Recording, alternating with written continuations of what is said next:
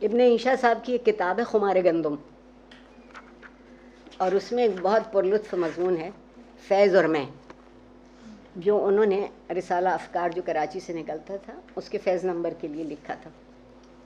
بڑے لوگوں کے دوستوں اور ہم جلیسوں میں دو طرح کے لوگ ہوتے ہیں، ایک وہ جو اس دوستی اور ہم جلیسی کا اشتہار دے کر خود بھی ناموری حاصل کرنے کی کوشش کرتے ہیں، دوسرے وہ عجز و فروتنی کے پتلے جو شہرت سے بھاگتے ہیں کم از کم اپنی ممدوح کی زندگی میں، ہاں اس کے بعد رسالوں کے ایڈیٹروں کے پرزور اصرار پر انہیں اپنے تعلقات کو علم نشرہ کرنا پڑے تو دوسری بات ہے۔ اس مضمون کو تھوڑا سا غور سے سنیے گا۔ ڈاکٹر لکیر الدین فقیر کو لیجئے، جیسے اور پروفیسر ہوتے ہیں ویسے یہ تھے، لوگ فقط اتنا جانتے تھے کہ علامہ اقبال کے ہاں اٹھتے بیٹھتے تھے، سو یہ بھی خصوصیت کی کوئی بات نہیں۔ یہ انکشاف علامہ کے انتقال کے بعد ہوا کہ جب کوئی فلسفے کا دقیق مسئلہ ان کی سمجھ میں نہ آتا تھا تو انہی سے رجوع کرتے تھے۔ ڈاکٹر لکیر الدین فقیر نے ایک واقعہ لکھا ہے کہ ایک روز آدھی رات کو میں چونک کر اٹھا اور کھڑکی میں سے جھانکا تو کیا دیکھتا ہوں کہ علامہ مہر اور ان کا خادم خاص علی بخش ہے۔ میں نے پوچھا خیریت؟ جواب ملا علامہ صاحب نے یاد فرمایا ہے۔ میں نے کہا اس وقت؟ بولا جی ہاں اس وقت، اور تاکید کی ہے کہ ڈاکٹر صاحب کو لے کر آنا۔ میں حاضر ہوا تو اپنے لحاف میں جگہ دی اور فرمایا آج ایک صاحب نے گفتگو میں راضی کا ذکر کیا، تم جانتے ہو میں تو شاعر آدمی ہوں، آخر کیا کیا پڑھوں؟ اس وقت یہ پوچھنے کو تکلیف دی ہے کہ یہ راضی کون صاحب تھے اور ان کا فلسفہ کیا تھا۔ میں دل ہی دل میں ہنسا کہ دیکھو اللہ والے لوگ ایسے ہوتے ہیں۔ بہرحال تعمیل ارشاد میں میں نے امام فخر الدین رازی اور ان کے مکتب فکر کا سیر حاصل احاطہ کیا اور اجازت چاہی۔ علامہ صاحب دروازے تک آئے، آپ دیدہ ہو کر رخصت کیا اور کہا تم نے میری مشکل آسان کر دی، اب اس شہر میں اور کون رہ گیا ہے جس سے کچھ پوچھ سکوں۔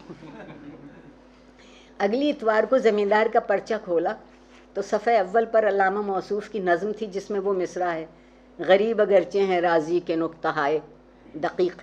یہاں غریب اس معنی میں نہیں ہے جس میں ہم لیتے ہیں، اجنبی کے معنی میں بھی استعمال ہوتا ہے۔ ہر چند میں نے واضح کر دیا کہ راضی کا فلسفہ خاصا پیش پا افتادہ ہے، دقیق ہرگز نہیں، لیکن معلوم ہوتا ہے علامہ مرحوم کو ایسا ہی لگا۔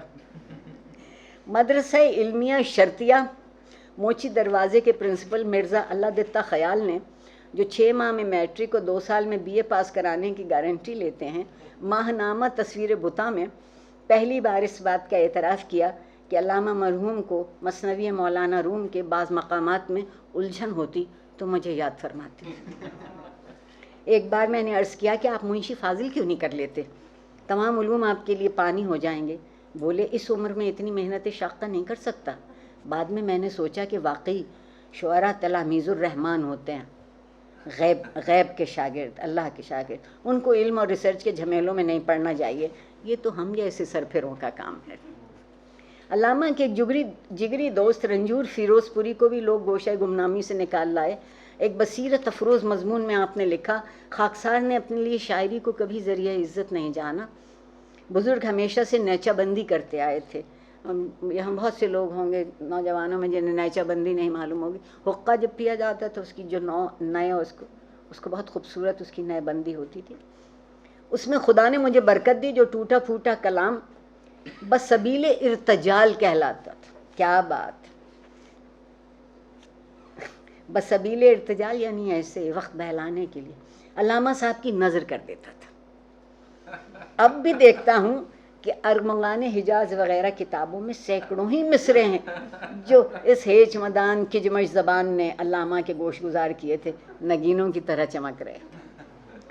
حکیم اسرائیلی مصنف طب بقراتی نے نمائندہ صبح و شام کو انٹرویو دیا تو بتایا کہ ایک زمانے میں حکیم الامت کو بھی طب کا شوق ہوا، بندہ نسخہ لکھتا اور علامہ مرحوم پڑیاں بناتے اور جو شاندے کوٹتے چھانتے۔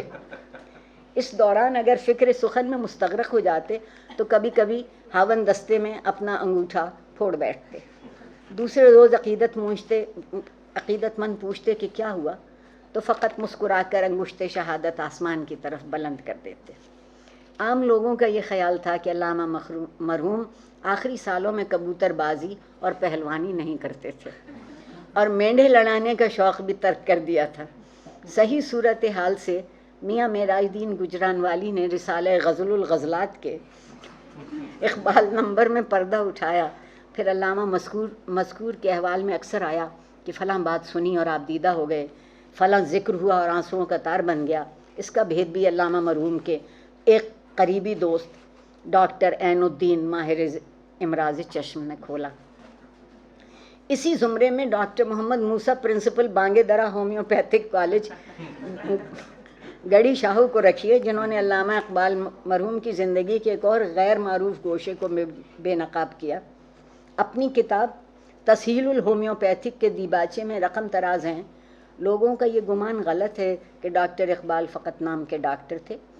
اس عاجز کا مطالعہ اتنا نہیں کہ ان کے شاعرانہ مقام پر گفتگو کر سکے، ہاں اتنا وثوق سے کہہ سکتا ہوں کہ مرض کی تشخیص میں اپنے بعد میں نے انہی کو دیکھا۔ بعض اوقات دواؤں کے ضمن میں بھی ایسے قابل قدر مشورے دے دیتے کہ یہ عاجز اپنے تبحر علمی کے باوجود حیران رہ جاتا۔ سمندر جیسا علم۔ بہرحال شاعر تو ہمارے ہاں اب بھی اچھے اچھے پائے جاتے ہیں۔ میرے نزدیک علامہ مرحوم کی رحلت ہومیوپیتھی طب کے لیے ایک ناقابل تلافی نقصان ہے۔ میں مریضوں پر توجہ دیتا اور وہ ایک کونے میں بیٹھے حقہ پیتے رہتے۔ تاہم اس عاجز کے مطلب کی کامیابی میں جو مایوس مریضوں کی آخری امیدگاہ ہے اور جہاں خالص جرمن ادویات بکفایت فراہم کی جاتی ہیں، ان کے نام نامی کا بڑا دخل تھا۔ جاننے والے جانتے ہیں کہ آپ نے ایک مشہور تصنیف کا نام بھی عاجز کے مطب کے نام پر رکھا تھا۔ فیض صاحب کے متعلق کچھ کہتے لکھتے ہوئے مجھے تأمل ہوتا ہے، یہ سنیے گا، کیا کمال کا مزاح ہے انشاء کا۔ دنیا حاسدان بد سے خالی نہیں۔ اگر کسی نے کہہ دیا کہ ہم نے تو اس شخص کو بھی فیض صاحب کے پاس اٹھتے بیٹھتے نہیں دیکھا، تو کون ان کا قلم پکڑ سکتا ہے؟ احباب پرزور اصرار نہ کرتے تو یہ بندہ بھی اپنے گوشہ گمنامی میں مست رہتا۔ پھر بعض باتیں ایسی بھی ہیں کہ لکھتے ہوئے خیال ہوتا ہے کہ آیا یہ لکھنے کی بھی ہیں یا نہیں۔ مثلاً یہی کہ فیض صاحب جس زمانے میں پاکستان ٹائمز کے ایڈیٹر تھے، کوئی اداریہ اس وقت تک پریس میں نہ دیتے تھے جب تک مجھے نہ دکھا لیتے۔ کئی بار عرض کیا کہ ماشاءاللہ آپ خود اچھی انگریزی لکھ لیتے ہیں، لیکن وہ نہ مانتے، اور اگر کوئی لفظ یا فقرہ بدل جاتا تو ایسے ممنون ہوتے خود مجھے شرمندگی ہونے لگتی۔ پھر فیض صاحب کے تعلق سے وہ راتیں یاد آتی ہیں جب فیض ہی نہیں، بخاری، سالک، خلیفہ عبدالحکیم وغیرہ ہم سبھی ہم پیالہ ہم نوالا دوست راوی کے کنارے ٹہلتے رہتے اور ساتھ ہی ساتھ علم و ادب کی باتیں بھی ہوتی رہتی۔ یہ حضرات مختلف زاویوں سے سوال کرتے اور یہ بندہ اپنی فہم کے مطابق جواب دے کر ان کو مطمئن کر دیتا۔ اور یہ بات تو نسبتاً حال کی ہے کہ ایک روز فیض صاحب نے صبح صبح مجھے آن پکڑا اور کہا کہ ایک کام سے آیا ہوں، ایک تو یہ جاننا چاہتا ہوں کہ یورپ میں آج کل آرٹ کے کیا رجحانات ہیں اور آرٹ پیپر کیا چیز ہوتی ہے، دوسرے میں واٹر کلر اور آئل پینٹنگ کا فرق معلوم کرنا چاہتا ہوں، ٹھمری اور دادرا کا فرق بھی چند لفظوں میں بیان کر دیں تو اچھا ہے۔ میں نے چائے پیتے پیتے سب کچھ عرض کر دیا۔ اٹھتے اٹھتے پوچھنے لگے، ایک اور سوال ہے، غالب کس زمانے کا شاعر تھا اور کس زبان میں لکھتا تھا؟ وہ بھی میں نے بتایا۔ اس کے کئی ماہ بعد تک ملاقات نہ ہوئی، ہاں اخبار میں پڑھا کہ لاہور میں آرٹ کونسل کے ڈائریکٹر ہو گئے۔ غالباً اسی نوکری کے انٹرویو میں اس قسم کے سوال پوچھے جاتے ہوں گے۔ اکثر لوگوں کو تعجب ہوتا ہے کہ نقش فریادی کا رنگ کلام اور ہے اور فیض صاحب کے بعد کے مجموعوں دست صبا اور زندہ نامہ کا اور۔ اب چونکہ اس کا پس منظر راز نہیں رہا اور بعض حلقوں میں بات پھیل گئی ہے، لہٰذا اسے چھپانے کا کچھ فائدہ بھی نہیں۔ فیض صاحب جب جیل گئے تو ویسے تو ان کو زیادہ تکلیف نہیں ہوئی، لیکن کاغذ قلم ان کو نہیں دیتے تھے اور نہ شعر لکھنے کی اجازت تھی۔ مقصد اس کا یہ تھا کہ ان کی آتش نوائی پر قدغن رہے اور لوگ انہیں بھول بھال جائیں۔ لیکن وہ جو کہتے ہیں تدبیر کند بندہ اور تقدیر زنت خندہ، انسان تدبیر کرتا ہے اور تقدیر ہستی، اور لوگ انہیں بھول بھال جائیں۔ فیض صاحب جیل سے باہر آئے تو سالم تانگا لے کر میرے پاس تشریف لائے اور ادھر ادھر کی باتوں کے بعد کہنے لگے کہ اور تو سب ٹھیک ہے، لیکن سوچتا ہوں میرے ادبی مستقبل کا اب کیا ہوگا۔ میں نے مسکراتے ہوئے میز کی دراز میں سے کچھ مسودے نکالے اور کہا یہ میری طرف سے نظر ہیں. پڑھتے جاتے تھے اور حیران ہوتے جاتے تھے. فرمایا بالکل یہی جذبات میرے دل میں آتے تھے لیکن ان کو قلم بند نہ کر سکتا تھا. آپ نے اس خوبصورتی سے نالے کو پیبند نئے کیا ہے کہ مجھے اپنا ہی کلام محسوس ہوتا ہے. میں نے کہا برادر عزیز بنی آدم اعضائے یک دیگرست. فارسی ہے کہ ہم سب انسان جو ہیں وہ ایک دوسرے کے عضو کی طرح سے الگ نہیں. تم پر جیل میں جو گزرتی تھی میں یہاں بیٹھے بیٹھے محسوس کر لیتا تھا، ورنہ من آنم کہ من دانم، مجھے معلوم ہے کہ مجھے کیا آتا ہے. بہرحال اب اس کلام کو اپنا ہی سمجھو، بلکہ اس میں میں نے تخلص بھی تمہارا ہی باندھا ہے.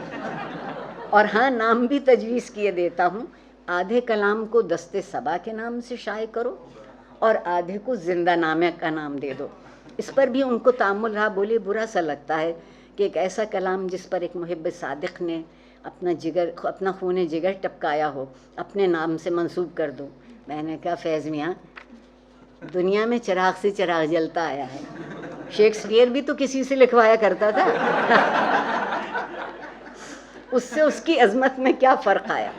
اس پر لاجواب ہو گئے اور رقت طاری ہو گئی، آنسو بھر آیا. فیض صاحب میں ایک بات اور میں نے دیکھی، وہ بڑے ظرف کے آدمی ہیں.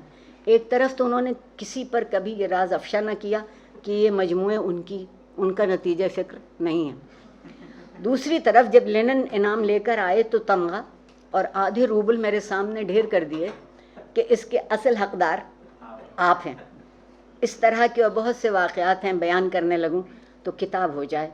لیکن جیسا کہ میں نے عرض کیا نمود و نمائش سے اس بندے کی طبیعت ہمیشہ نفور رہی ہے. وما توفیقی الا باللہ. بہت شکریہ.